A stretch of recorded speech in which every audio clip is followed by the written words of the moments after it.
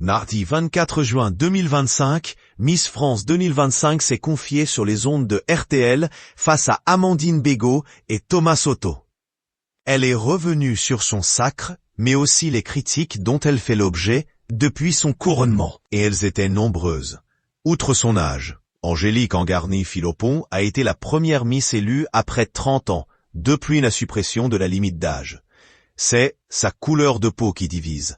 Et certains regrettent encore qu'une Martiniquaise porte l'écharpe nationale. Vous avez vécu cela comment, car vous n'étiez pas préparé? Lui a demandé la journaliste Amandine Bégaud. Pas préparé, oui et non. Car je vois d'un œil extérieur la méchanceté qui se fait sur les réseaux sociaux.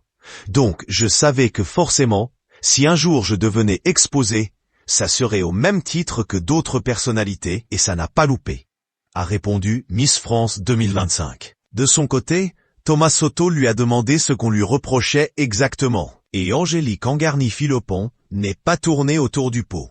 Ma couleur de peau, c'est le principal reproche, et c'est assez triste, car dans certaines régions, on a tendance à penser que la France, ça reste majoritairement blanc. Alors que moi, ma France à moi, ce n'est pas du tout ça, a-t-elle balancé. Et d'ajouter, il y avait pléthore de messages, donc il y a un moment où c'était très très dur. Beaucoup de larmes essuyées, on ne va pas se mentir. Ce n'est pas un rôle où on nous propose d'être des robots, mais bien un être humain. Je pleurais beaucoup, mais j'ai un petit sas de décompression avec ma famille. Et je suis aussi très bien entouré par l'équipe de la société Miss France. Également critiquée sur son âge et sa coupe de cheveux, Miss France 2025 a commenté « C'est dur, car mon seul tort à moi, c'est d'avoir participé à une élection. Et d'avoir 34 ans, c'est dur, car je suis là juste pour faire du bien, pour ramener une vague positive. » Il y a aussi les critiques sur les cheveux courts, alors que 70% des femmes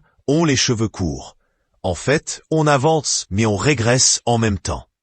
Elle a ensuite conclu « Je ne peux pas en vouloir aux gens, car c'est une question d'éducation. Quand on grandit, on s'affranchit de l'éducation que nous ont donnée nos parents. Et si eux-mêmes n'arrivent pas à s'éduquer, à ouvrir suffisamment leurs esprits, alors ce n'est plus de ma faute, c'est eux.